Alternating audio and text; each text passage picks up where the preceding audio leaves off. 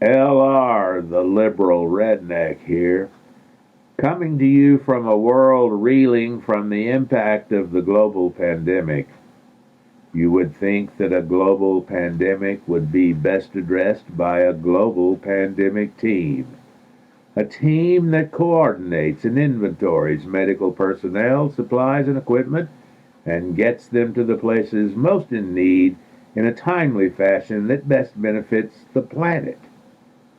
Former President Barack Obama recognized the need for such a team and created one for just such an emergency as the COVID-19 virus. Unfortunately for the world, our current president, the former reality TV show host, has a permanent hard-on against Obama and has done everything in his power to erase anything to do with the former president. That included firing Obama's global pandemic team and replacing them with his son-in-law, who is not a doctor and who has never attempted to manage anything of similar magnitude. As a result, there is no global pandemic team and not even a national pandemic team.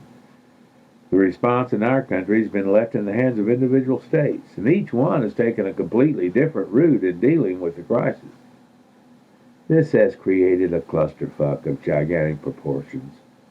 Our president is more concerned with saving our economy than he is with saving lives.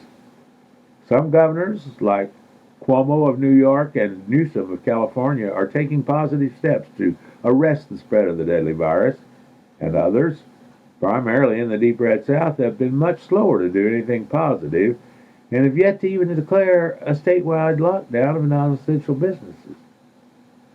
It is crucial that we have a national pandemic policy that facilitates our response in the most efficient way possible. Otherwise, the pandemic will last much longer than necessary. Imagine for a moment that instead of a virus, our planet had been attacked by a hostile alien race and everyone was left to their own device to try to combat them. Our world would be taken over in a matter of days. That will happen to our nation now if we do not have an adequate response team to deal with the virus. And the president's son-in-law is grossly inadequate for such a task. Adding greatly to the confusion is the input of evangelical Christians who are encouraging their followers to disregard the warnings and continue gathering at their various religious establishments to pray away the virus. In Sacramento, California, there have been 70 cases of infection from one Pentecostal church that believed God would protect them. One thing is clear. Our current president is an abject failure, and we desperately need to remove him from office on November 3rd, 2020.